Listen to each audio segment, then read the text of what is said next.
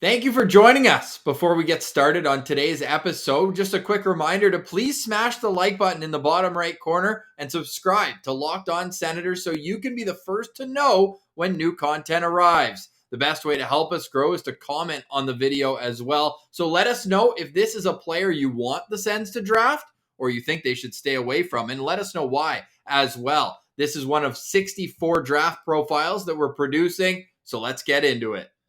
All right, back to the Locked On Senators draft rankings. Coming in at number 14 with an average rank of 17.14, a player who certainly made a name for themselves with a fantastic WHL playoffs. It's defenseman Kevin Korchinski. Kevin Korchinski. He is, Ross, when I finished my notes about him, I came to the conclusion that this isn't a defenseman, it's an offenseman. And I've said that about a couple guys in this draft, but with Korchinski, I really think it rings true. Like, just look at these numbers for the kid. 67 games, 65 points. And in the playoffs, like you mentioned, he had a great playoffs, 25 games, 19 points.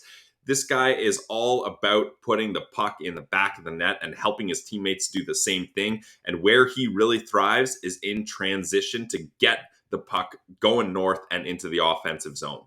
No doubt. You look at 61 assists in 67 games. You know he's getting the boys involved. That's a popular teammate right there. Just handing out apples like he's a farmer. And you look at it in the postseason, 19 points, but 6 goals. So he had more goals in 25 playoff games than he had in 67 regular season games. And he's skyrocketed up the rankings. He'd be even higher on our average if Bob McKenzie had put out an updated list, because right now these are his post-World Junior rankings, and he's the only guy who has him in the 20s, down at 25. Elite prospects, their draft guide, out now, available now. They have him at 19. Craig Button at 18. Scott Wheeler at 17. Pronman at 16. Peters at 14. And Ferrari at 11. So this might be the first time where half of the scouts have him in consecutive order. This guy's range is clearly a lot tighter than the ones we've been working with in the past, and a big reason for it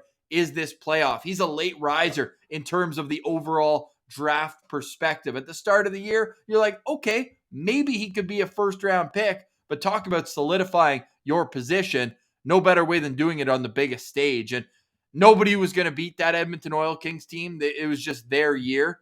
They're a wagon from Genther to Gooley to Casa and goal. Like, just an overall juggernaut of an offensive team. But Korchinski, throughout the WHL playoffs, made it known that the bigger the game, the better he was going to perform. This guy is going to be a power play quarterback for years to come at the NHL level. I think he's still pretty raw. I would say he's at least 3 years away from making an impact at the NHL level.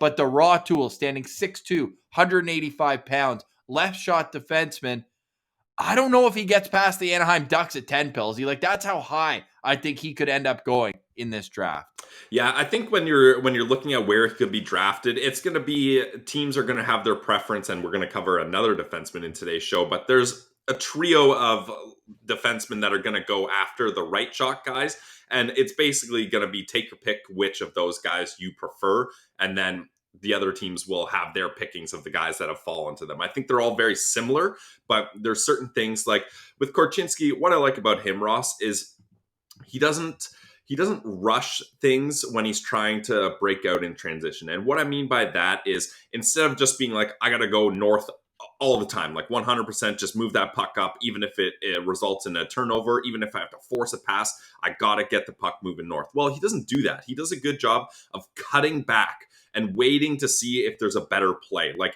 he's not just going to force that pass. He'll cut back, let the attackers kind of shift and flow, and then realize where his options are. And that's when he makes his move. And he does a really good job of that cutback, and then he gets guys to chase him too. Like, he'll cut back, go behind his own net, and then I don't understand what these players are doing, Ross, but I saw so many highlights of guys chasing him around the net. That's exactly what he wants you to do. He's baiting you into doing that, and then he goes, obviously, the other side of the net, and now it's a 5-on-4 breakout. Essentially, the opponents are down a man because he's still behind the net trying to catch up here. And that's why I think Korchinski is a great part of a power play too, because we've talked about it a bunch.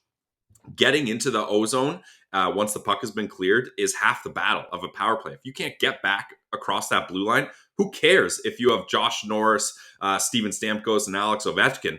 If they can't set up in their office, it doesn't matter. So Korchinski is a guy that's going to get those guys set up into their office. No question. Offensively, he's unbelievable. Even elite prospects, despite having him 19th overall, call him the 5th best offensive defenseman in the draft. They have shades of, and I like that better than a player comparable, because then you're kind of boxing them in. There's shades, and elite prospects has shades of John Klingberg and shades of Jake Gardiner from his time. So with that comes the inherent issue away from the puck and in his own zone defending. Jake Gardiner's a good one. I think that's a really appropriate one. Yeah, definitely not a strength of his, boxing out in front of the net or battling in the corners. Yeah, and there's been some playoff moments where he's had -4. Wasn't he -5 the one game? But then you start looking and you're like, yeah, that's awful. And ultimately, that kind of cost the Leafs a couple series is Gardiner collapsing in big games. But he got them there. He put up big points, and he was a big reason why guys were able to have success in the power play. So you can't fully blame him. And that's where, if we're getting into some of the negatives about Korchinski, that's where you start seeing this, Ross. I mean, we mentioned it, EP Draft Guide out. That's, I would say, our number one source. 854 pages. Elsie, I just clicked print on it. I didn't realize that it was what are so you big. doing? You're killing trees. Look at this. Oh, no, Ross. It's all online. Don't. And you know what the worst part is? You know what the worst part is? I ran out of ink when I got to the best prospects. Oh man, yeah. But anyways, like I was saying, their draft guide is just incredible. It's look at all that work. Like, that's insane what they do. This isn't even half it. Yeah, this isn't even half it. It's unbelievable. I got a lot of reading to do. Exactly. We all do. But EP, what I like is they show each of their scouts scouting reports from all the games they go to. That's how it ends up being so long. They scout a lot of players and a lot of games. And they mentioned he's one of the worst on puck defenders in the draft. He's not able to engage with attackers well, and he just kind of watches the puck going around. And they even went as far to say that sometimes he's a complete liability on defense, and it's better for him to just simply get off the ice and get someone else on there. So when I say Kevin Korchinski is an offenseman, this is what I'm talking about. You got to take the good with the bad. The good's real good, but the bad's real bad. Yeah, and when we're looking in transition, he was listed as a top 5 guy by almost every scout at Elite Prospects. And as we mentioned, when you look at what he brings, it's offense. He's an offensive-minded guy. That's why it's like, all right, who could he be a good fit for? There's a few teams. I mentioned Anaheim, like they already got Drysdale, who's a pretty like two-way guy, but more offensive leaning. Now Korchinski, I think we mentioned he's a left shot defenseman, which, you know, is a little more common than not, but I would be surprised if he's not the third defenseman off the board. Simply when we're comparing him to Denton Mateychuk from yesterday, it's just the size. Like, that's probably the tiebreaker between them. Like, Mateychuk's probably a bit better in his own zone, despite being a little less in terms of physical stature. But what Korchinski does, he does elite. And then you're going to find a coach or a GM who says, all right, if we just focus on this one area of his game, we can improve it. Whereas with Mateychuk, you're like, all right, he's great at the WHL level, but will this skill translate versus men? I think the transition ability for Korchinski is a certain reason why he's been such a riser up these charts.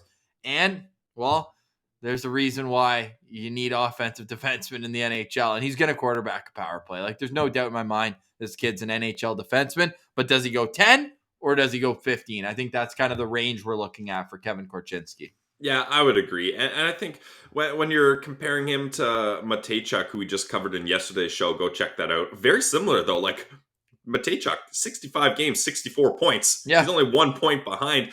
But where I think Korchinski's offense rises above Mateychuk, Mateychuk has a little bit better defending. So that kind of balances out in that scenario. But I mean, if you've got a scenario where, let's say, Korchinski gets put up beside a shutdown veteran defenseman and he doesn't have to worry so much about the defensive side of it, then you've got something that works there. And EP mentions this. It's better to have a guy that has the natural instincts to play offensively and is able, like their mind works that way, and they need to work on defense, because defense, that's more of a coachable side of the game, right? Like you can tell a player, you can drill into their head reps. This is what you need to do in this situation.